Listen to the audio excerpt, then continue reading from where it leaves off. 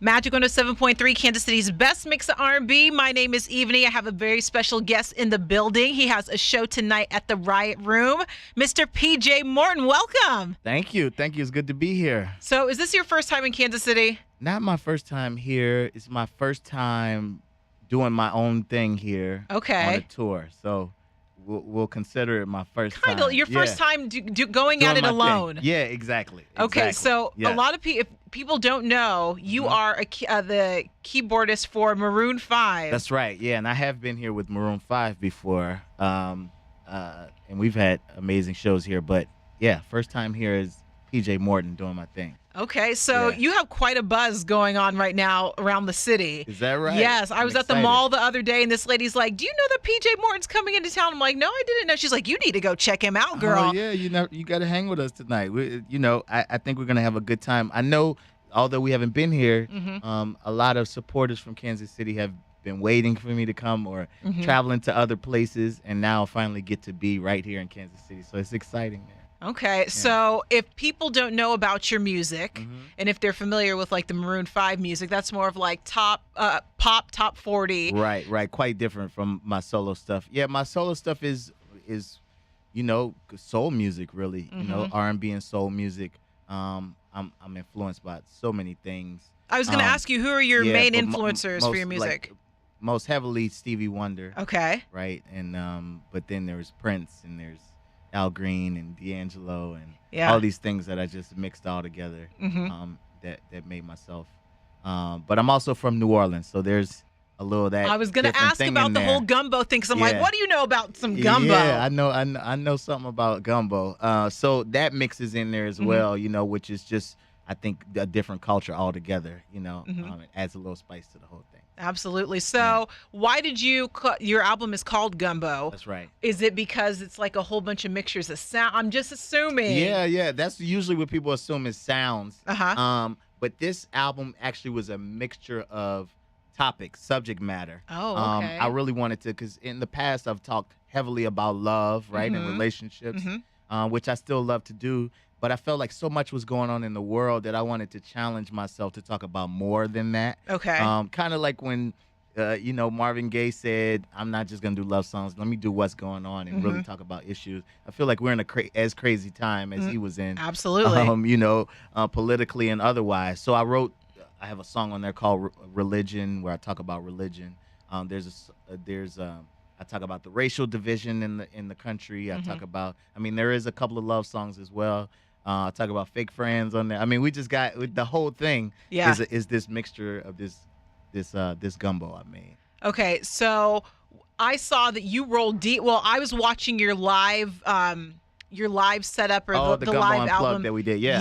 Yes. Okay, so you rolled deep in that studio. So is that kind of like the setup if somebody were to go see your show? Everything except the whole string orchestra. Okay, because I was about to say. Yeah, I wish we could bring the orchestra with us everywhere, but that wouldn't make a lot of sense business-wise. Yeah. But yeah, everything else. I had me and 5 others on stage, and we just added the orchestra for the live recording, but it feels as huge on stage. Wow. Because the Riot Room isn't that big. It's kind of like a small area. So I was really interested to know like how all that, the whole dynamic works out. We're going to fill it all up, Okay, definitely. With the gumbo in there. That's right. Okay, so I was reading about you, and of course, being from Louisiana, having I saw that you were signed at one time to Young Money, Cash Money. Is that true? That's true, yeah. Okay, so let's talk about that. Were you still like with the whole soul music, or were you like a little hip hop? When I signed, it was right when Wayne was about to get out of jail, and or just had gotten out of jail, and I think Young Money, as far as I'm concerned, they were trying to diversify and kind of do different things other than just rap and hip hop, And we had a lot of history. The president of Young Money, Mac Main, we went to high school together. Oh, wow. Yeah, so there was history there. It wasn't it seemed random from the outside looking in, but there was a lot of history there, and they were family in that way. So I think part of it was just that, like, we trust PJ and we love his music. So I know we don't do this, but we're going to do this with him, And part of it was just them trying to grow and expand as a label. So I released one album there called New Orleans. And then I left, basically. Yeah. How's your relationship with them now? Do you still It's are all you still good. Yeah, cool? I left on good terms. You know, it was all love. I think we as grown men understood that it's kind of too different maybe, and our approaches were too different, and it was amicable. Yeah. Okay. Yeah. It's all Wow. love. Wow, that's really cool. Yeah. And I also don't make them I didn't make them $1 billion like Drake or Yeah. Wayne, you know. So if they tried to leave, then it might be an issue. Yeah. But for me, they were like, all right, it's cool. You're soul Go music. spread your Yeah, go wings. have fun, man.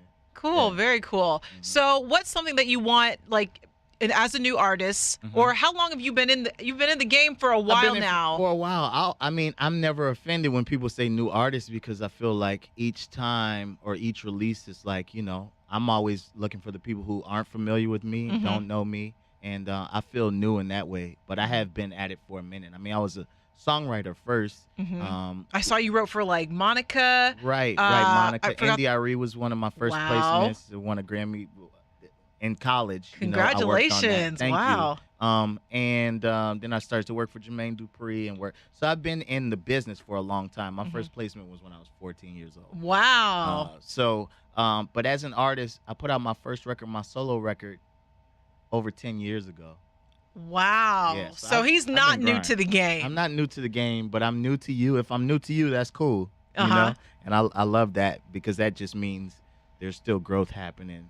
And when you stop growing, you die, you know? So, Absolutely. yeah. So let me ask you, because, you know, I feel like the new generation, they want things to happen so quick. I see that a lot with like some of our interns too, that they course. think that they can just flip over the next day and they're going to have like that top spot. And I Yeah. see a lot of people give up. So what's some type of advice that you could give for somebody that's in the music game or just anything in general in life? What advice do you have for them to keep on going? What motivates you? Yeah, well, I guess the pure love for it is what really motivates me. I think one of the downfalls of social media and just the access that this generation has is they don't get to see the bad stuff. They don't get to see the work that gets put in. Nobody posts their bad days on social media. Really, they don't show when they're broke. You know, they just show when it's going good. And even if they are broke, they show that it looks like they're not. You know, so I think that is misleading to people who are trying to grind, and especially. We're all separate entrepreneurs as artists, you know. So when you're trying to be an entrepreneur, it's a lot of work. But the pure love for it is what has always driven me.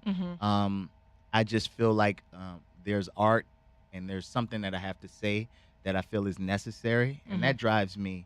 And when I'm ready to give up, I just pull back on that and pull on the support. You know, I think sometimes people focus on the negative, and then that allows them to give up. But if there's anybody who's still looking for what you do and supporting what you do, then do it for them, if not for yourself at that time. And then I usually find myself back on the horse. You know? Absolutely. I interview like a lot of comedians and they get frustrated with the whole internet thing and like the internet comedian. In the Sure. music industry, do you ever come across anything like that in a sense of just somebody, I don't even know how it would be in the music industry, like YouTube stars and stuff like Yeah. that.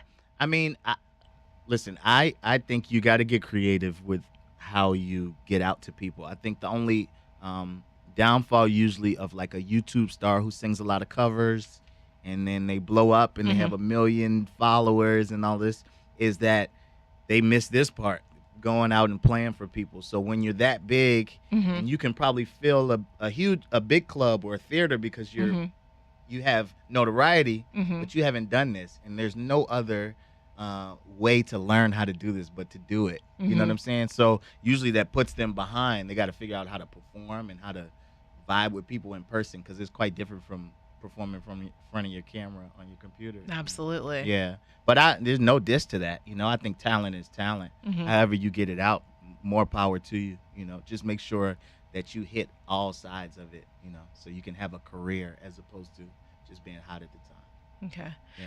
I also want to ask you, since you're a keyboardist, I played the piano from 5 to 18. I stopped when I turned 18. How Oh, long wow. have you played? I've played since I was 8 years old. 8 years old. But I play by ear, so I didn't study. Yeah, my mom tried to put me in piano lessons, and I rebelled. I Okay. wanted to play what was on the radio, and my dad told her to leave me alone, and then it worked out. So is that the only instrument that you can play, or can you play others? I can play bass, Okay. guitar, and lead guitar as well. But piano's the one I claim. Mm-hmm. Yeah, I don't want to go out playing guitar in front on stage. And stuff Yeah. like that. But I'll write songs on guitar and play bass. in the studio. Wow. Yeah. But keyboards is what I'm fully confident in. Wow. Yeah. Amazing. I always like to know people's story and like behind if they Yeah, like my read sis- music My sister or. was like you. She was. I used to want her to teach me because she studied music and was an amazing pianist, and then just stopped. And I kept going.